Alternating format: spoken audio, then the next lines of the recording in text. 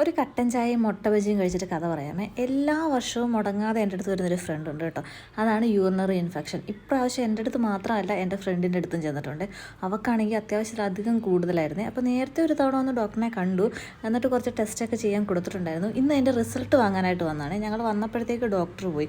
അതുകൊണ്ട് അതിൻ്റെ റിസൾട്ട് ഞങ്ങൾക്ക് അറിയാൻ പറ്റിയിട്ട് ഞങ്ങൾ രണ്ടുപേരും മാറിയും തിരിഞ്ഞു നോക്കുന്നുണ്ട്. പക്ഷേ യാതൊരു ഐഡിയ ഇല്ല, അതെന്താ ഞങ്ങൾക്ക് മനസ്സിലായിട്ടില്ല. അപ്പോൾ നമുക്ക് അറിയാവുന്ന നഴ്സുമാർ ഫ്രണ്ട്സിനൊക്കെ ഇത് ഞങ്ങൾ അയച്ചു കൊടുത്തിട്ടുണ്ട് കേട്ടോ.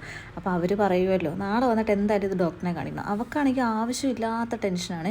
ഇത്രയും ടെൻഷൻ അടിക്കുന്ന ഒരു ഫ്രണ്ടിനെ ഞങ്ങൾ ഇട്ടിട്ട് കേട്ടോ. അവൾക്ക് അസുഖമെന്ന് കേൾക്കുമ്പോൾ തന്നെ ടെൻഷനാണ്. അതിൻ്റെ കൂടെ യൂറിനറി ഇൻഫെക്ഷൻ വന്നവർക്കറിയാം എന്തുമാത്രമാണ് അതിൻ്റെ ബുദ്ധിമുട്ട്. ഒന്നാമത് ഈ വെള്ളം കുടിക്കും, വാഷ്റൂമിൽ പോകും, അത് തന്നെ വലിയൊരു പണിയാണ്. അതിൻ്റെ കൂട്ടത്തിൽ നമ്മുടെ അല്ലാതുള്ള വിഷമങ്ങൾ അതെങ്ങനെ പറഞ്ഞു തരണമെന്ന് എനിക്കറിയില്ല. അത്രയും വിഷമങ്ങൾ സഹിച്ചിട്ടാണ് ഇപ്പോൾ ഇരിക്കുന്നത്. പിന്നെ നേരെ ഞങ്ങൾ ഫുഡ് കഴിക്കാനായിട്ട് പോയി. അവിടെ ചെന്നപ്പോൾ ദോശയും പൊറോട്ടയാണ്. എനിക്ക് ഈ ഉഴുന്നും അരിയും അരച്ച് വയ്ക്കുന്ന ഒന്നും എനിക്കിഷ്ടമല്ല, പ്രത്യേകിച്ച് ദോശ.